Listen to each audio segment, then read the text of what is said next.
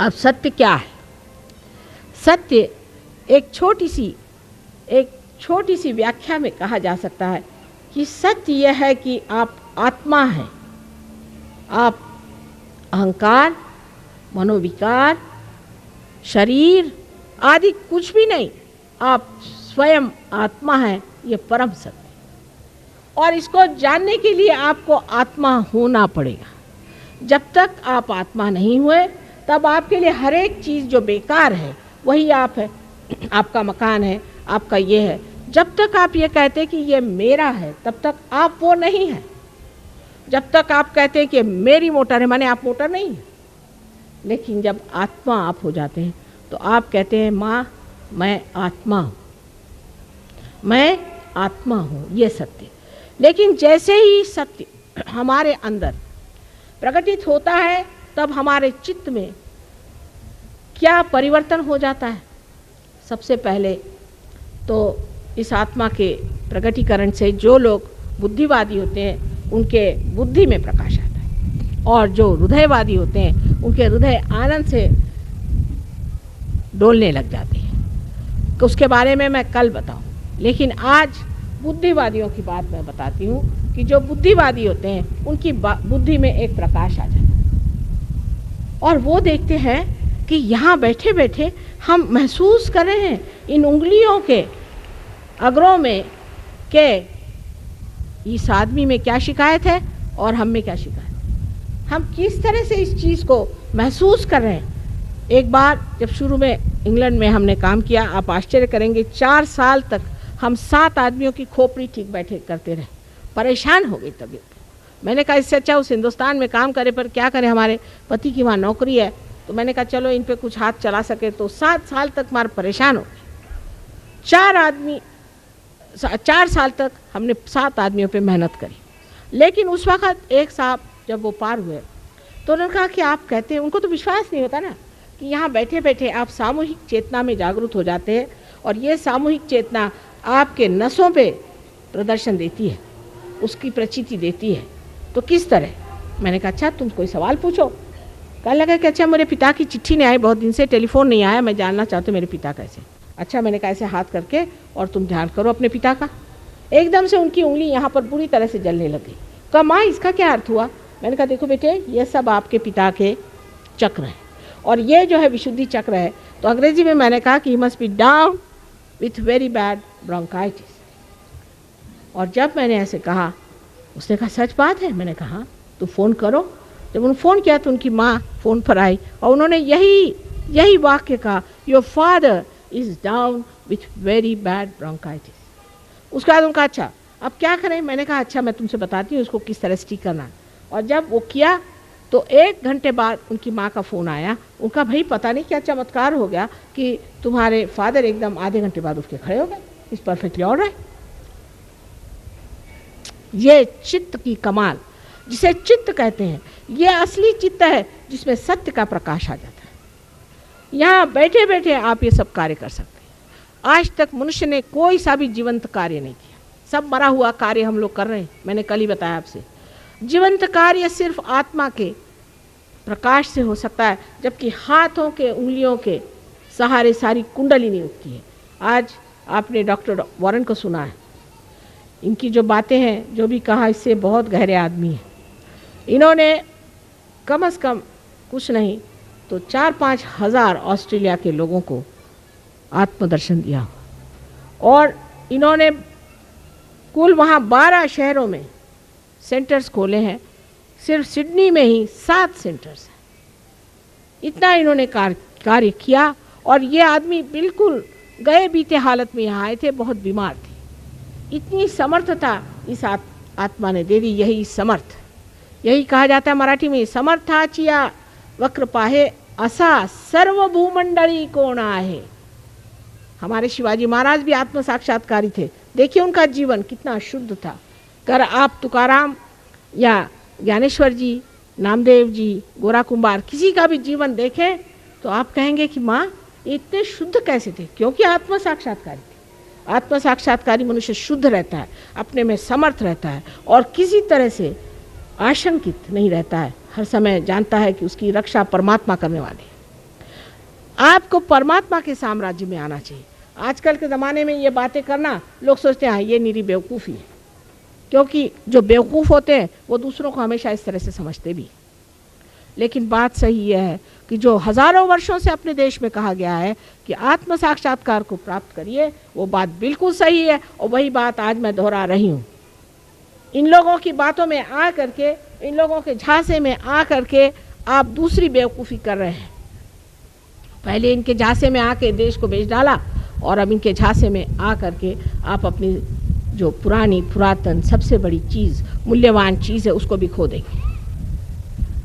कुंडलिनी का जागरण करना कोई आज की बात नहीं है। मार्कंडेय को कहते हैं कि 14,000 वर्ष पहले उन्होंने कुंडलिनी का जागरण किया था। जनक राजा ने नचिकेता का कुंडलिनी का जागरण किया था। उस वक़्त एक ही दो लोगों का जागरण होता था, क्योंकि ज़िंदगी के इस वृक्ष पर एक ही दो फूल लगते थे। पर आज मैं कहती हूँ कि मौसम बहार का है, हज़ारों फूल तैयार है, जिसके लिए नल दमयंती आख्यान में लिखा हुआ है कि कल युग में ही ऐसा समय आएगा जहाँ पर कि हज़ारों लोग एक सर्वसामान्य घर गृहस्थी में रहने वाले आत्म साक्षात्कार को प्राप्त होंगे। नाड़ी ग्रंथ नाम का एक ग्रंथ भृगु मुनि ने न जाने कितने हज़ारों वर्ष पहले लिखा था, उसमें स्पष्टता लिखा हुआ है कि इस तरह का समय आने वाला है जब लोगों की सहज में कुंडलिनी जागृत हो जाएगी। लेकिन कुंडलिनी की बात हज़ारों वर्ष तक लोगों ने गुप्त रखी और कही नहीं।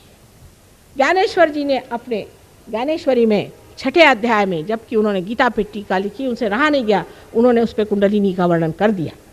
लेकिन बाद में सबको बताया गया कि वो 6ठा अध्याय पढ़ा न जाए, क्योंकि इनका पेट जो मारा जाएगा, जो परमात्मा के नाम पर पैसा कमा रहे हैं उनका पेट मारा जाएगा।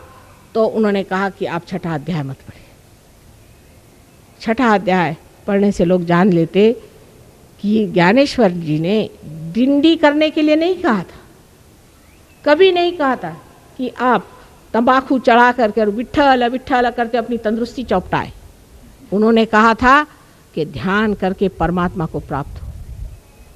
भक्ति का मार्ग ये नहीं कि जैसे कहा जाता है चित्रकूट के घाट पर भई संतन की भीड़, तुलसीदास तिलक जिसे तिलक करत रघुबीर, उसको भी तिलक लगा दिया, चल आगे चल।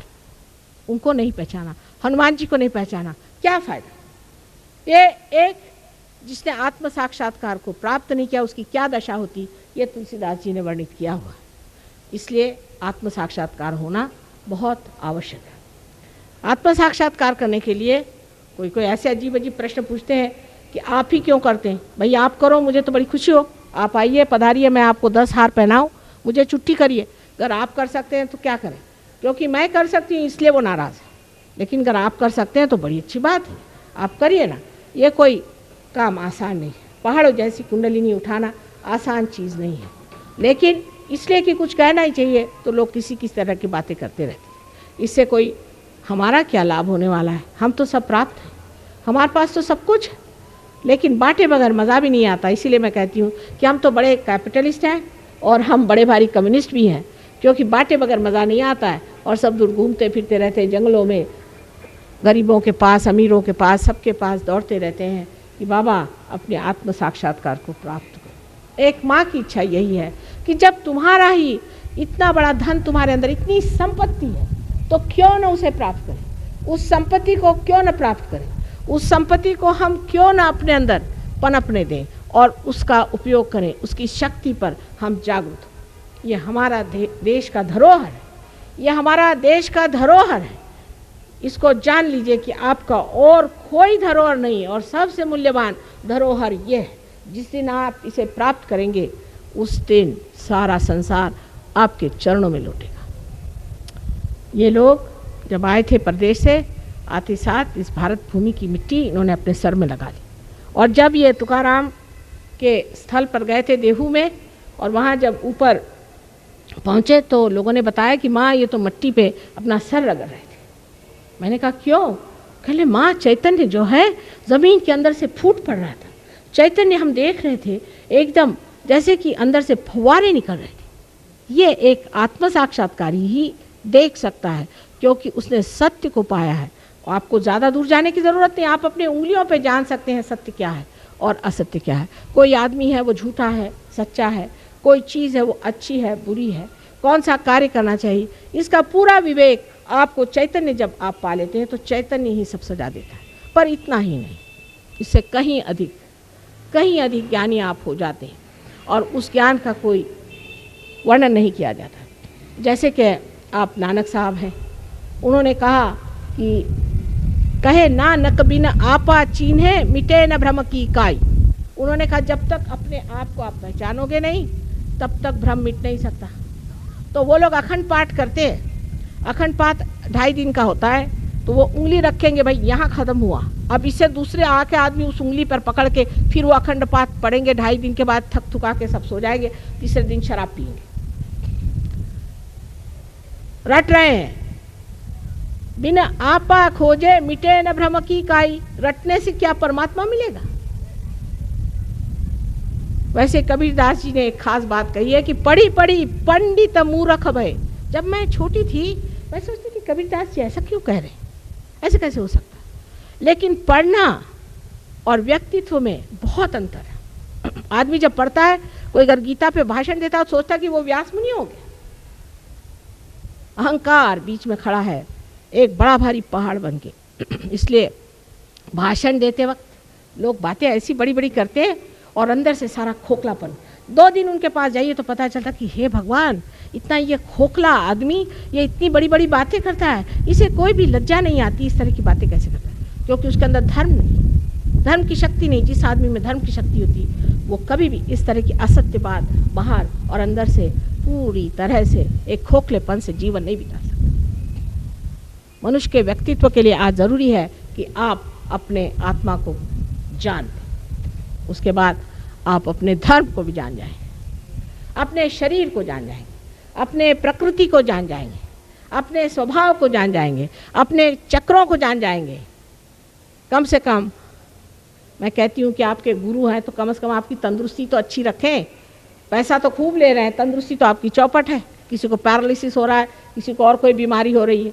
और ऐसे लोग बुद्धिवादियों को बहुत अच्छे लगते हैं। एक